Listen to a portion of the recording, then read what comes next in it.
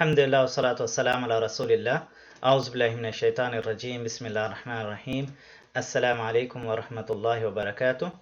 Welcome to another episode of Bytes. In this one, we will be continuing with our tips for preparing for Ramadan for educators. This is tip number 2, creating a plan for Ramadan. Before we get into it, let's refer back to the model of education in the Quran. In our previous episode, we focused on raising awareness amongst ourselves and amongst our students in regards to Ramadan. In this one, we'll be focusing on the second step, which is the step of tazkiyah, purification, before the month of Ramadan. And this is a very important step because we may have accumulated over the year a lot of bad habits that need to be readjusted. We may have, due to spiritual negligence, may have, our salah and our different deeds, zakah and fasting and other habits may need some realignment. So it's really before the month of Ramadan we should clean up our closet, do our laundry. So it's the process of purification where we really need to roll up our sleeves, tighten our belts, and start getting ready for the month of Ramadan. And when we think of any interventions, we have to think of concepts like holistic education, whole child education, and interventions that are transformative, that really focus on change, because Ramadan is all about change, changing ourselves and our students for the better. So that's the opportunity that Ramadan affords for all of us. So any intervention that we are going to design, any of these tips should really focus on changing ourselves. So keeping that in mind, the interventions that we should be implementing should focus on all 4 domains of human development.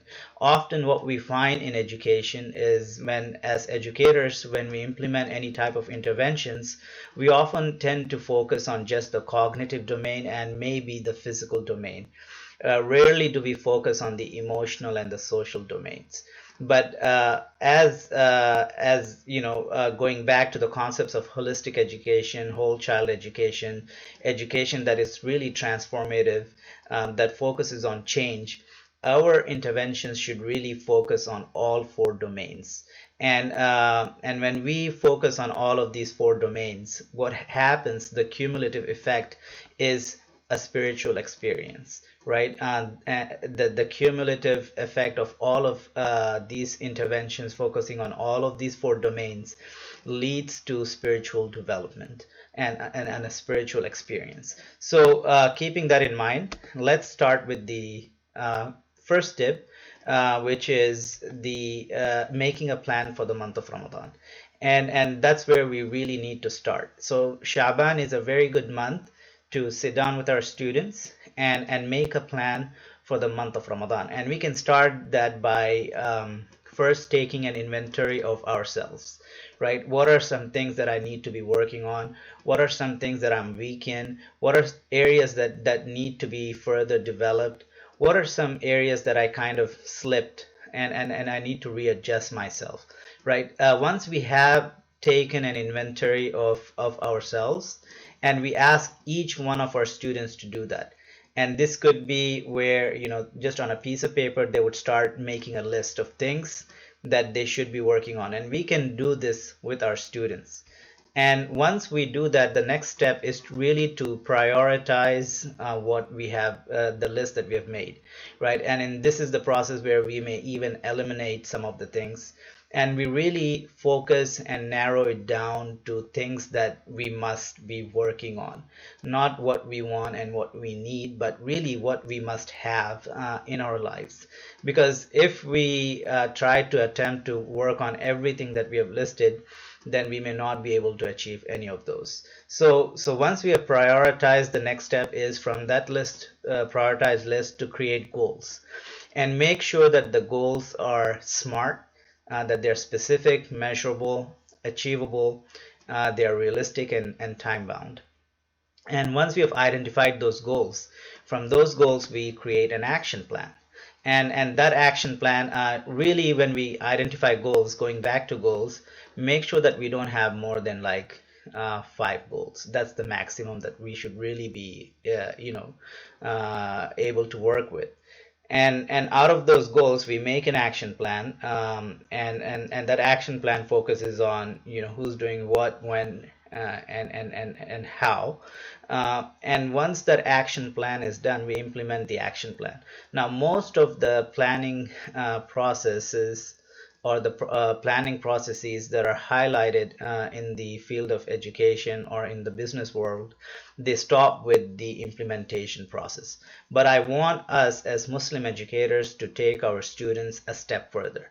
The next step that I really don't stop with just the action plan. The next step should really be asking our students to identify all the different du'as that pertain to the goals that we have identified.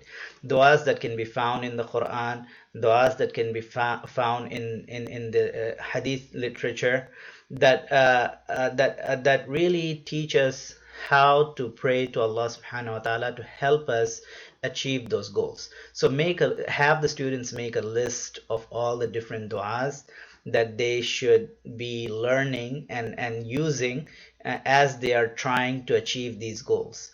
So once they have made this list of du'as, then in the month of Shaban, the students can actually focus on memorizing these du'as.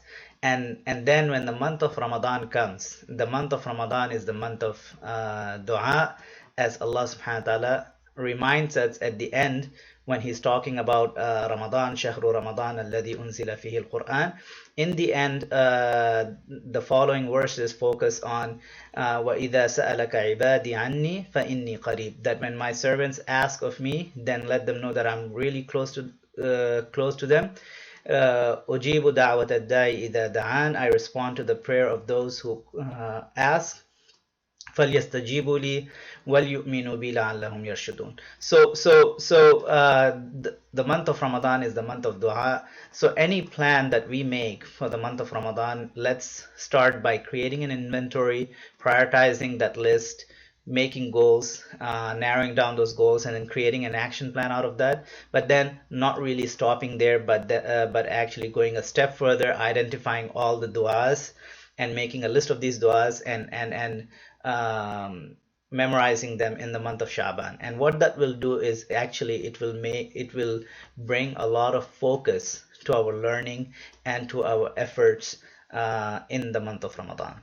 So as I meant, so going back, the tip for today in this episode is make a plan for Ramadan, because anything that we do without a plan is a plan for failure. So let's start by making a plan, and let's engage our students in creating a plan for Ramadan. I will end with a dua that really aligns with this concept of planning, and I ask Allah subhanahu wa ta'ala, Allahumma inni as'aluka al-huda wat-tuqa wal-afafa wal-ghina. This is a dua that the Prophet ﷺ used to make, that, oh Allah, I beseech you for guidance, piety, chastity, and contentment. And so the month of Ramadan is coming, so let's plan for it and let's be ready for it. Inshallah, in the next episode, we'll be talking about reviving our salah and realigning our salah. Jazakumullah khair. Thank you so much for listening, and I ask Allah subhanahu wa ta'ala to enable us to witness this blessed month. Jazakumullah khair. Subhanakallahumma wa bihamdik. Ashhadu an la ilaha illa anta nastaghfiruka wa natubu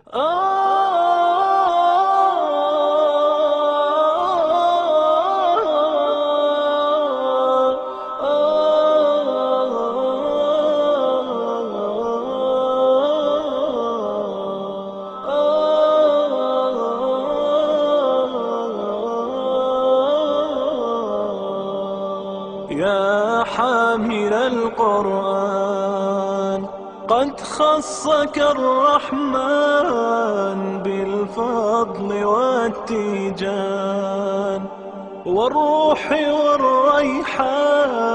يا حامل القرآن قد خصك الرحمن.